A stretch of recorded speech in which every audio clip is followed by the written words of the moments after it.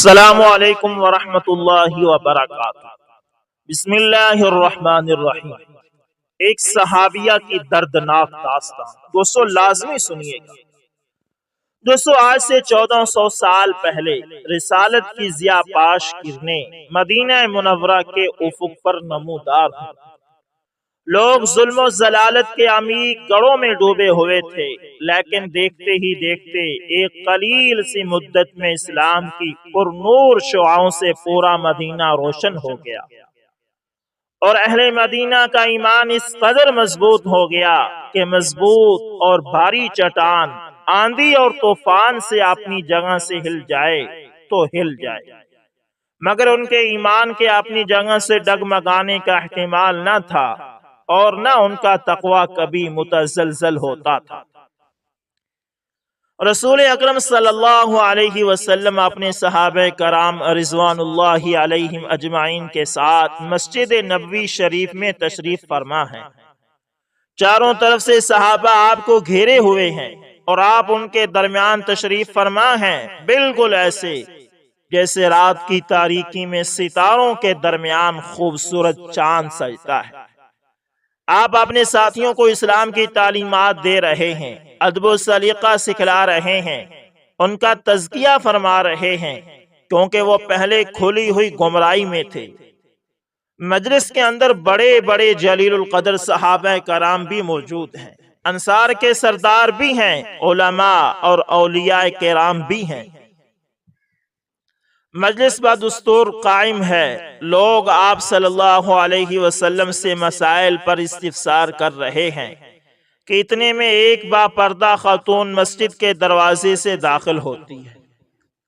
رسول اکرم صلی اللہ علیہ وسلم خاتون کو دیکھتے ہی خاموش ہو جاتے ہیں۔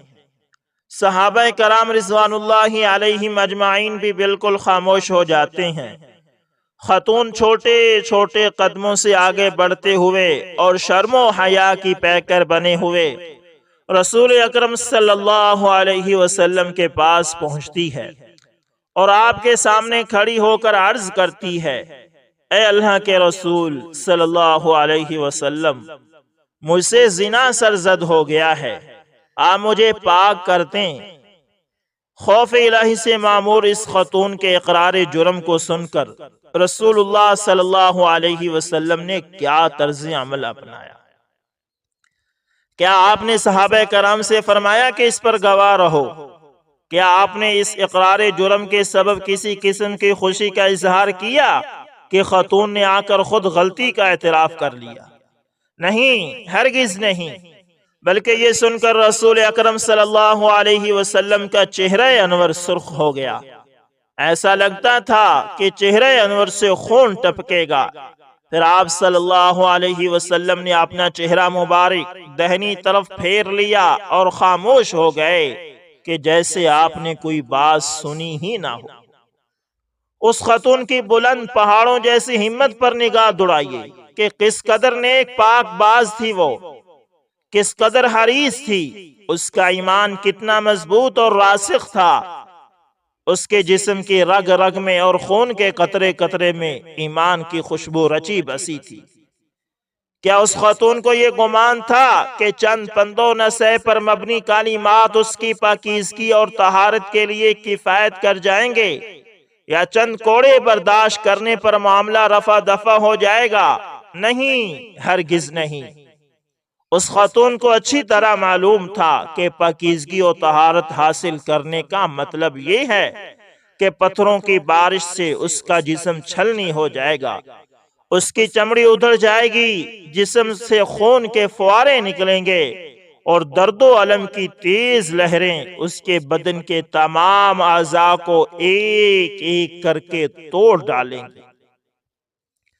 اس کا دماغ، آنکھیں، قلب و جگر، اس کی شریانیں اور وریدیں پتھروں سے کچل دی جائیں گی، گوشت جگہ جگہ سے پھٹ جائے گا، ہڈیاں ٹوٹ جائیں گی، اور اس بھیانک تکلیف کا سامنا کرتے ہوئے موت کو گلے سے لگانا ہوگا، جس کے تصور ہی سے پتھر دل انسان کے بھی رونگٹے کھڑے ہو جاتے ہیں۔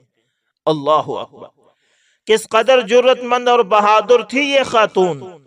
سچی بات تو یہ ہے کہ ہمارے اسلاف میں سے جو نفس امارہ کے اکسانے پر غلطیوں کا ارتکاب کر بیٹھے اور اللہ اور اس کے رسول کی نافرمانی کر بیٹھے، اس کے باوجود وہ ایمان کے اس قدر اعلیٰ مراتب پر فائز تھے کہ ان کا ایمان آج کے عبادت گزاروں اور زہدوں اور تہجد گزاروں سے کہیں زیادہ عظیم اور مضبوط تھا۔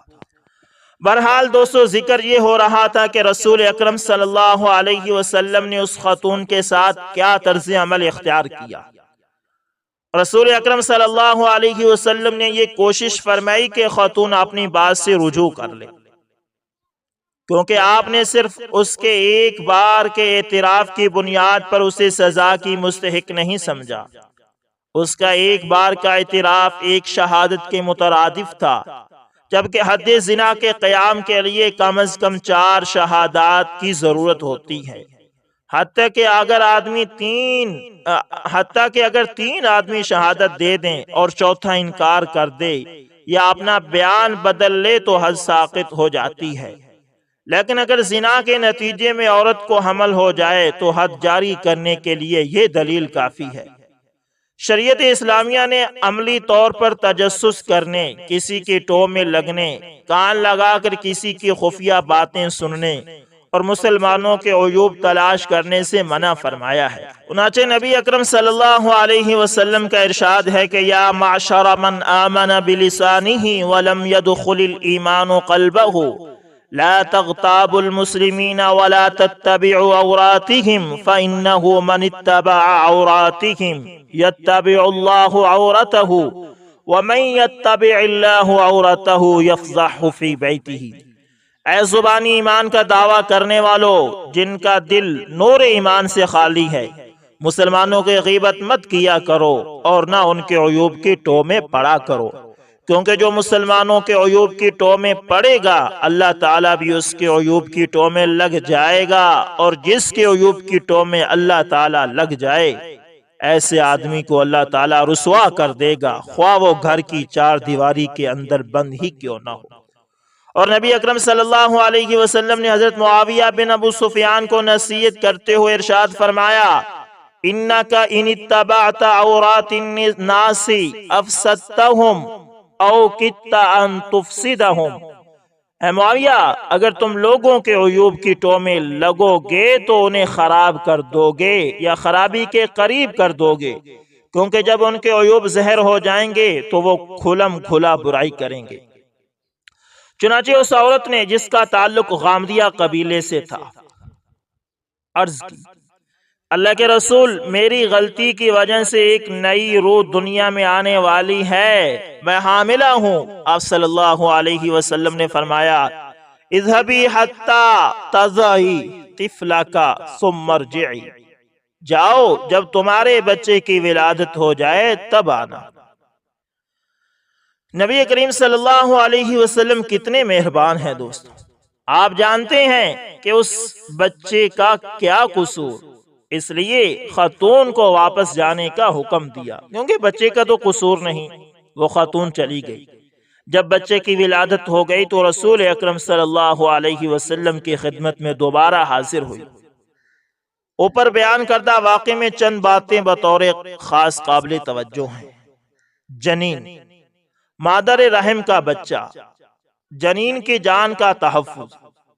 زانیہ کے پیٹ میں موجود بچے کو اس کی ماں کے ساتھ قتل نہیں کیا جائے گا، کیونکہ وہ بچہ معصوم عن الخطا ہے۔ یہ نبی کریم صلی اللہ علیہ وسلم کا حکم ہے، اور آپ حقوق انسانی کو سب سے بڑھ کر جاننے والے اور ان کا تحفظ کرنے والے ہیں۔ نمبر 2، خاتون کا کمال صبر کہ وہ ہرگز اپنے موقف سے دستبردار نہیں ہوئی۔ وہ اتنا عرصہ صبر و تحمل کے ساتھ اجر و ثواب کی امیدیں اور پھر بھی اپنی بات پر قائم رہی۔ غم اور ندامت اس کے قلب و جگر کو کھائی جا رہا تھا۔ پشیمانی کے گرم آنسو اس کے رخساروں پر بہہ رہے تھے اور اس کا دل آتش افسوس سے جھلس رہا تھا۔ اللہ اکبر۔ اس عورت کی صرف ایک ہی خواہش تھی کہ کسی طرح سے گناہ سے پاک ہو جائے اور جنت کی مستحق بن جائے۔ چنانچہ اللہ تعالیٰ کا ارشاد ہے کہ والذین اذا فعلوا فاحشة او ظلموا انفسهم ذکروا اللہ فاستغفروا لذنوبهم ومن یغفر الذنوب الا اللہ ولم یصروا علی ما فعلوا وهم یعلمون۔ اور جب ان اہل جنت سے کوئی ناشائستہ کام ہو جائے یا کوئی گناہ کر بیٹھیں تو فوراً اللہ کا ذکر اور اپنے گناہوں پر استغفار کرتے ہیں۔ فی الواقع اللہ تعالیٰ کے سوا کون ہے جو گناہوں کو بخش سکے، اور وہ لوگ باوجود علم کے کسی برے کام پر اڑ نہیں جاتے۔ مومنین کہتے ہیں فاغفر اللہم ربی ذنبنا ثم زدنا من عطایاک الجسام، اے پروردگار ہمارے گناہ معاف فرما دے اور اپنی عظیم الشان عنایات سے ہمیں نواز دے۔ لا تعاقبنا فقد عاقبنا قلق اسہرنا جنح الظلام، ہمیں سزا مت دے کیونکہ ہمارے گناہوں کے قلق و اضطراب نے ہماری رات کی نیندیں اڑا کر پہلے ہی ہمیں سزا سے دوچار کر دیا ہے۔ چنانچہ وہ خاتون 9 ماہ تک بچے کا بوجھ اٹھائے رہی، جو ہی ولادت کے بعد وہ چلنے کے قابل ہوئی، یعنی وہ بچہ، پہلی فرصت میں اپنے بچے کو کپڑے کے ایک ٹکڑے میں لپیٹے دنیا کے سب سے بڑے امام اور قاضی کے خدمت میں حاضر ہو گئی، اور جو اقرار پہلے کر چکی تھی اس میں تھوڑا سا بھی رد و بدل نہیں کیا بلکہ اسی پر برقرار رہی۔ علاوہ ازیں رسول اکرم صلی اللہ علیہ وسلم نے اسے بلانے کے لیے کسی کو بھیجا، نہ کوئی فوجی دستہ ارسال کیا جو اس خاتون کو اس کے گھر سے گھسیٹ کر دربار نبوی میں حاضر کرتا، بلکہ رسول اکرم صلی اللہ علیہ وسلم نے اسے چھوڑ رکھا تھا۔ وہ خود ہی آپ نے دودھ پیتے بچے کو اٹھائے ہوئے آپ صلی اللہ علیہ وسلم کے خدمت میں حاضر ہو گئی اور عرض کیا، اے اللہ کے رسول مجھے زنا کے گناہ سے اب تو پاک کر دیجئے۔ رسول اکرم صلی اللہ علیہ وسلم نے اس خاتون کے بچے کی طرف دیکھا۔ آپ صلی اللہ علیہ وسلم کا دل اس معصوم بچے کو دیکھ کر رنج و غم سے تڑپ اٹھا، کیونکہ آپ نہ صرف انسانیت کے لیے سراپے رحمت تھے بلکہ چرندوں پرند پر بھی رحیم تھے۔ یہی نہیں بلکہ اہل علم کے قول کے مطابق کافروں کے لیے بھی آپ سراپے رحمت تھے کہ آپ انہیں عذاب الہی سے بچانے کے لیے تشریف لائے تھے، جیسا کہ اللہ نے فرمایا ہے کہ وَمَا أَرْسَلْنَاكَ إِلَّا رَحْمَةً لِلْعَالَمِينَ، ہم نے آپ کو تمام جہانوں کے لیے رحمت ہی بنا کر تو بھیجا ہے۔ رسول اکرم صلی اللہ علیہ وسلم کو یہ فکر دامن گیر تھی کہ جب اس خاتون کو سنسار کر دیا جائے گا تو پھر اس کے بعد اس معصوم بچے کو دودھ کون پلائے گا؟ جب یہ خاتون دنیا سے رخصت کر دی جائے گی تو اس معصوم کی ذمہ داریاں کون سنبھالے گا؟ چنانچہ آپ صلی اللہ علیہ وسلم نے ارشاد فرمایا، ارجعی وارضعیہ فاذا فتمتیہ فعودی الیہ، واپس جاؤ اور اس بچے کو دودھ پلاتی رہو، جب اس کا دودھ چھڑا دو تو میرے پاس آنا۔ وہ خاتون اپنے بچے کو گود میں اٹھائے اپنے گھر واپس چلی گئی اور اسے دودھ پلاتی رہی۔ اس دوران اس کے ایمان کا عالم یہ تھا کہ روز بروز اس میں اضافہ ہی ہوتا چلا جا رہا تھا۔ اس کے دل میں ایمان مضبوط پہاڑ کی طرح مستحکم ہو چکا تھا۔ وہ شوق دیدار الہی میں سرشار تھی اور روز بروز اپنے پروردگار کے قریب ہوتی جا رہی تھی۔ وہ اس جنت کی جستجو میں طاعت و بندگی کا مجسمہ بن چکی تھی جو متقین کے لیے تیار کی گئی ہے، اور جس کے دروازے خالص توبہ کرنے والوں کے لیے ہمیشہ کھلے رہتے ہیں۔ جب بچے نے دودھ چھوڑ دیا تو خاتون نے کم از کم وقت میں اسے روٹی کھانا سکھا دیا، پھر اس کے ہاتھ میں روٹی کا ایک ٹکڑا تھمایا اور اسے لے کر خدمت نبوی میں حاضر ہو گئی اور عرض کیا، اے اللہ کے رسول صلی اللہ علیہ وسلم اب تو مجھے پاک کر دیجئے۔ رسول اکرم صلی اللہ علیہ وسلم نے خاتون سے بچے کو لے لیا۔ ایسا لگ رہا تھا جیسے آپ اس کے بچے کو لے کر اس کے دل کو کھینچ رہے ہیں، لیکن کیا کر سکتے تھے؟ اللہ کا حکم تھا، نبوی عدالت تھی، وہی حق پیش نظر تھا جس پر زندگی کی عمارت استوار ہو۔ حکومت اسلامیہ کا یہی دستور تھا جس نے تمام لوگوں کو مساوی قرار دیا ہے، خواہ عقوبت و سزا کا باب ہو یا گردن زنی یا حبس و قید خانہ۔ پھر رسول اکرم صلی اللہ علیہ وسلم نے ارشاد فرمایا من یکفل ھذا وہو رفیقی فی الجنت کہاتین، کون اس بچے کی کفالت اپنے ذمہ لے گا، وہ جنت میں ان دونوں انگلیوں کی طرح میرے ساتھ ہوگا۔ ایک انصاری نے بچے کی کفالت کی ذمہ داری قبول کر لی۔ پھر نبی کریم صلی اللہ علیہ وسلم کے حکم سے اس خاتون کے سینے کے برابر گڑھا کھودا گیا اور خاتون کو اس میں کھڑا کر کے گڑھے میں مٹی ڈال دی گئی۔ پھر لوگوں نے اس پر ہر طرف سے پتھروں کی بارش کی۔ حضرت خالد بن ولید رضی اللہ تعالی عنہ نے بھی ایک پتھر اس کے سر پر مارا، جس سے خون کا ایک چھینٹا ان کے چہرے پر آ پڑا۔ حضرت خالد رضی اللہ تعالی عنہ نے اس خاتون کو برا بھلا کہا۔ جب رسول اکرم صلی اللہ علیہ وسلم نے حضرت خالد کی بات سنی تو فوراً بولے مہلن یا خالد، فوالذی نفسی بیدہ لقد تابت توبتا لو تابہا صاحب مکس لغفر لہ۔ چپ رہو اے خالد، قسم ہے اس ذات کی جس کے ہاتھ میں میری جان ہے، اس خاتون نے ایسی توبہ کی ہے کہ اگر ناجائز ٹیکس وصول کرنے والا بھی ایسی توبہ کرتا تو اس کی بھی مغفرت ہو جاتی۔ ایک دوسری روایت میں ہے کہ نبی کریم صلی اللہ علیہ وسلم کے حکم سے اس عورت غامدیہ رضی اللہ تعالی عنہ کے اوپر اس کا کپڑا اچھی طرح باندھ دیا گیا، پھر آپ کے حکم سے اس کو سنسار کر دیا گیا۔ اس کے بعد نبی کریم صلی اللہ علیہ وسلم نے اس کے نماز جنازہ بھی پڑھائی۔ حضرت عمر بن خطاب رضی اللہ تعالی عنہ نے عرض کیا تصلی علیہا یا نبی اللہ وقد زنت، اے اللہ کے نبی آپ اس پر نماز جنازہ پڑھ رہے ہیں حالانکہ اس نے تو زنا کا ارتکاب کیا ہے۔ نبی اکرم صلی اللہ علیہ وسلم نے ارشاد فرمایا لقد تابت توبتا لو قسمت بین 70 من اہل المدینة لوسعتهم وَهَلْ وَجَدْتَ تَوْبَةً أَفْضَلَ مِنْ أَنْ جَادَتْ بِنَفْسِهَا لِلَّهِ تعالی، کہ اس نے ایسی خالص توبہ کی ہے کہ اگر اسے 70 باشندگان مدینہ پر تقسیم کر دیا جائے تو ان سب کی بخشش ہو جائے۔ کیا تو نے اس عورت سے بڑھ کر کسی کی توبہ دیکھی ہے جس نے اپنی جان خوشی کے ساتھ اللہ کے لیے قربان کر دی ہو؟ یہ واقعہ کتب و حدیث اور کتب و سیرت میں صحیح اسناد کے ساتھ بھی مذکور ہے۔ تو دوستو اس واقعے سے ہمیں بہت سارے اسباق ملتے ہیں۔ ایک بات تو ہمیں یہ پتہ چلتی کہ صحابہ کرام رضوان اللہ علیہم اجمعین کا ایسا ایمان تھا کہ اگر غلطی ہو جاتی تھی تو اپنے آپ کو سزا کے لیے پیش کر دیتے تھے، اور آج صحابہ پر بھونکتے ہیں لوگ، صحابہ کوئی برا بھلا کہتے ہیں۔ اللہ نے ان کے لیے رضی اللہ تعالی رضی اللہ عنہ ورضوا عنہ کا ٹائٹل اور سرٹیفکیٹ دے دیا، پھر بھی صحابہ پر لوگ بھونکتے ہیں۔ دوسرا یہ کہ صحابہ کرام رضوان اللہ علیہم اجمعین بھی انسان تھے، ان سے بھی خطائیں ہوئی ہیں، لیکن اللہ نے انہیں معاف کر دیا۔ اور اس واقعے سے ہمیں یہ بھی حاصل ہوتا ہے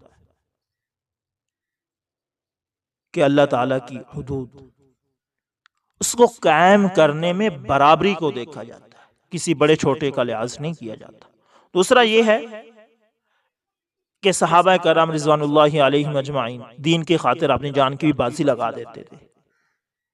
اس عورت کو دیکھیں، گناہ سے بھاگ بھی سکتی تھی، اللہ کے نبی کو نہ آ کر بتاتی تو کیسے پتہ چلتا، لیکن اللہ کو خوش کرنے کے لیے اپنی جان کا بھی نذرانہ پیش کر دیا۔ اللہ تعالیٰ سے دعا ہے کہ اللہ تعالیٰ صحابہ کرام رضوان اللہ علیہم اجمعین کے نقش قدم پر چل کر یہ جنت کا راستہ طے کرنے کی توفیق عطا فرمائے، اور اللہ تعالیٰ صحابہ کرام، اللہ کے رسول صلی اللہ علیہ وسلم اور اولیاء کرام کی محبت اور ان کی عزت اور ان کا ادب و احترام ہمارے دلوں میں گزیں فرما دے، امید کرتا ہوں ویڈیو اچھی لگی، کوئی پسند آئے تو دوستوں لائک شیئر کامنٹ لازمی کریں، اور اگر آپ ہمارے channel AS information T V پر نئے ہیں تو اس کو بھی لازمی سبسکرائب کریں، اور ساتھ میں بیل کے نشان کو دبانا نہ بھولیے گا تاکہ ہر نئی ویڈیو کو نوٹیفیکیشن آپ لوگوں تک پہنچتا رہے۔ دوستوں ملتے ہیں کسی نیکسٹ اچھی سی ویڈیو کے اندر، تب تک کے لیے اللہ حافظ، جزاکم اللہ خیر۔